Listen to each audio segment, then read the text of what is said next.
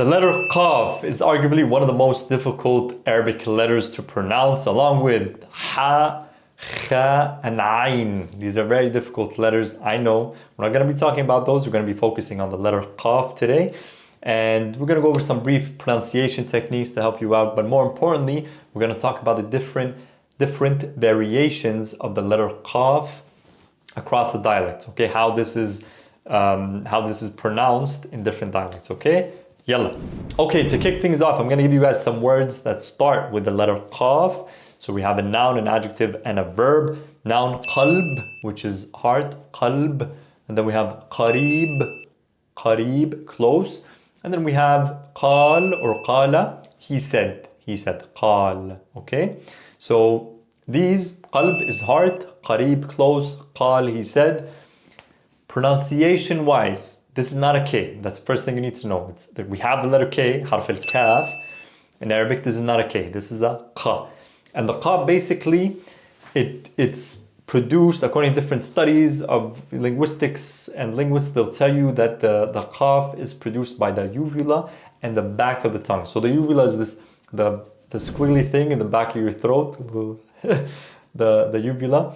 When this touches the back end of your throat, this produces the qaf. And even like qa, like your throat is moving and it's touching the uvula, qa. And what you're doing is you're restricting air coming out, and then you're releasing, qa, okay? The ka, on the other hand, is from the front of the mouth, ka, qa, yani closer to the front, not necessarily the complete front. That's the ka. This is not a ka, okay? This is qa. One way to try this is either to lay down or to left tilt your head upwards and try this, qa. Perfectly fine if you're not getting this. This is one of the most difficult letters to pronounce, and it's very unique to Arabic and other languages, but it's a very unique letter to pronounce. So don't worry, don't be discouraged, don't be too hard on yourself if you can't pronounce this right away or even within months. Like, this takes time, okay? So these are just things to keep in mind while you as you learn Arabic and pronunciation, as you hear people speak. More importantly, however, I think, is you knowing to identify this letter when you hear it. So now that you know how it sounds, even if you don't know how to pronounce it, like when you hear qa, you're like, oh, that's that tough letter that I can't pronounce. You know it, you're able to identify it, that's a step forward. That's what's important. Now, a lot of people begin studying Arabic and they start with Fusha or Modern Standard Arabic, the academic or Standard Arabic. And in Modern Standard Arabic, the qaf is qaf. This is its original and authentic and preserved form, right?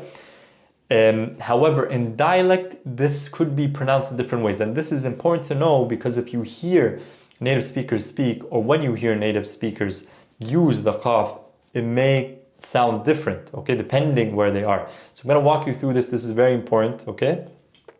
And by the way, for those that are brand new to Arabic, make sure to check out the free mini course in the description. It goes over different types of Arabic, and we also learn a bit of Arabic together in that mini course. But tamam, so we're talking about the qaf and how it's pronounced in different dialects. This can either be pronounced as a qaf, just like its normal form, or as an like an A, but more of a glottal stop. There's a video on the glottal stop somewhere here. Or as a ga, or sometimes as a ka, even as a like a soft ka, but it turns into a ka a little bit. In, for example, rural Palestinian dialects, ka.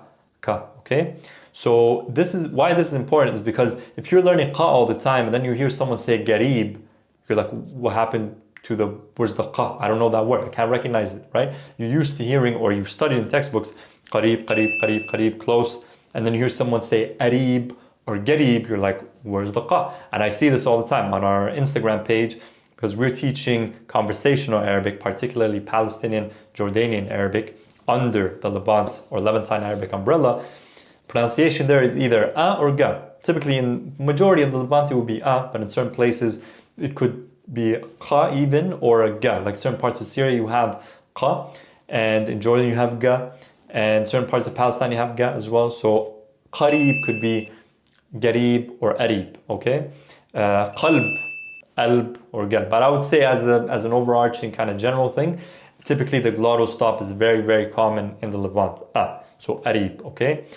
So this is important because if you're learning Arabic in order to communicate with people, and you only know Fusha, and then you hear someone say or pronounce the word qalb with a alb, it might throw you off. Okay, so this is important. So again, the qalb, for example, could be pronounced as qalb or alb, glottal stop, alb, and we're just really stopping here, kind of like the sound in apple, but the glottal stop here comes in the middle. In Arabic, it can come in the beginning, middle, or end of a word, like this sound, sa'al or sa'ala, he asked, sa'a, okay? But in this case, qalb can be alb, it could be galb, it could be kalb even. Now be careful, if you pronounce it with a ka, the word kalb means dog, okay? Versus qalb, heart, or alb, or galb, okay? But people know by context, okay? Don't stress it too much, if you switch letters, it should be okay, you should, hopefully, by context, things will be clear.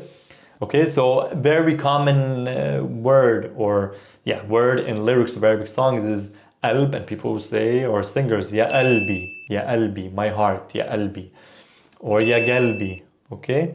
Again, the glottal stop pronunciation is very common in the Levant. You will hear this in Egypt also, the qa being an a. And then the ga, very common in Jordan, very common in Gulf countries like Saudi, like the UAE, pronunciation of the qa as a ga. Tamam. So I just wanted to kind of walk you guys through this because it's important, and for those that are brand new that don't know that the qa can change pronunciation depending on the dialect and the region, this was for you. Okay, let me know if you can pronounce the qa, and if you can and were able to kind of teach yourself, what are some of the techniques you used, or how did you eventually learn the qaf? Was it just a matter of time and listening and practice, or do you have any special techniques other than the brief ones we mentioned in this video? Let me know in the comments, and بشوفكم الفيديو الجاي. See you in the next video. مع السلامة. Bye.